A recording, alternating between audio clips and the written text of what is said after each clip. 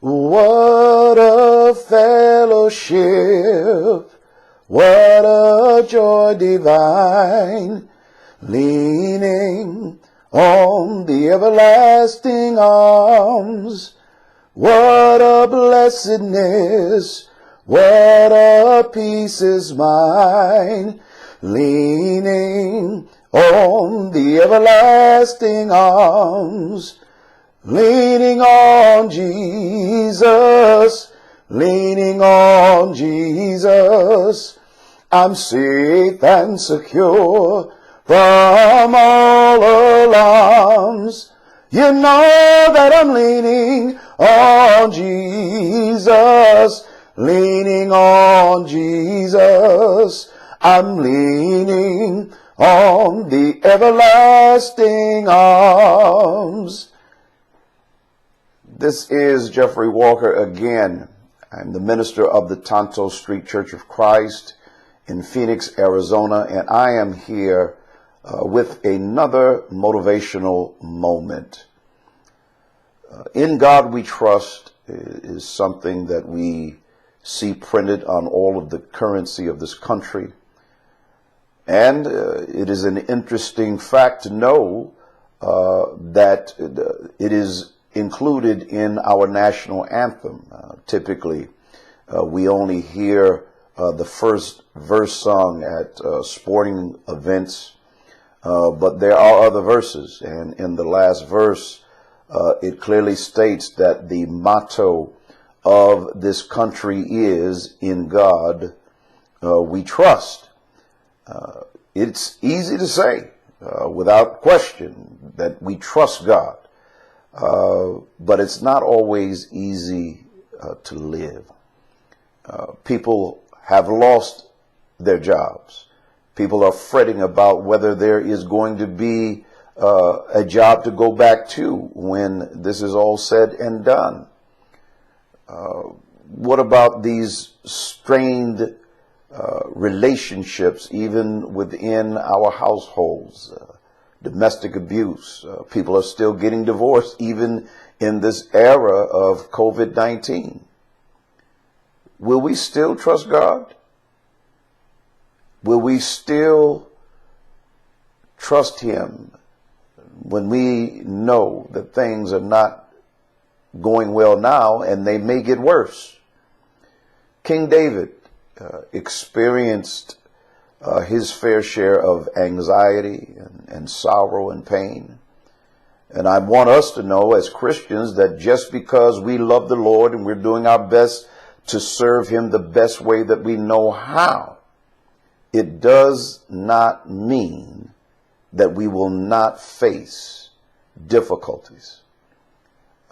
David wrote in the 56th Psalm concerning the way that he was feeling and he was fearing for his life. And he said in the third verse that when I am afraid, I will put my trust in you. Speaking of God.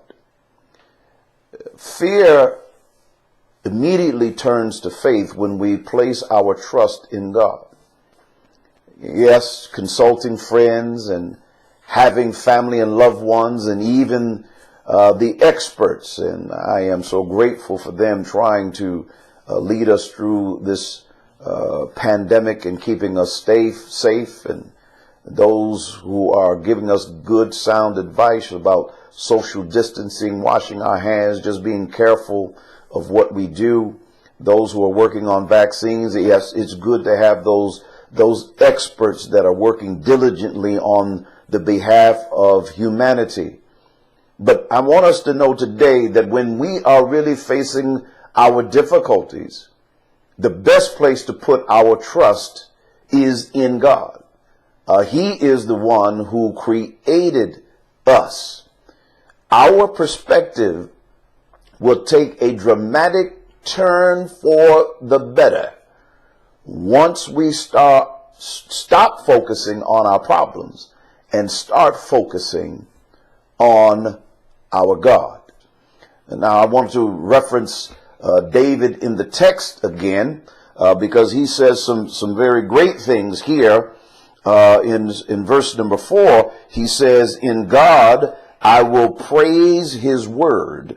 And he says, I have put my trust in you. I will not fear what flesh can do to me. David, he goes on to say in verse number 9, when I cry unto thee, then shall mine enemies turn back. This I know, for God is with me. He says in verse number 10, in God will I praise his word. In the Lord I will praise his word. In God have I put my trust. I will not be afraid what man can do unto me. God never leaves us, nor does he forsake us. Deuteronomy chapter 31 and verse number 8. If we would only put our trust in God, in the good times as well as the bad times, we will begin to see and experience how deeply he cares for us and how he is really going to make all things work together for our good and his glory. Let us reflect on a few things today. Is there anything that you are having a hard time trusting God with? I will encourage you to talk to him about it. Tell him honestly and openly about your fears and your concerns. Another point to reflect on. What is one promise in God's word that can help us trust him during this difficult time? The promises of God are endless in Scripture. I encourage you to delve into his word, and there you will find the encouragement that you need in times such as these.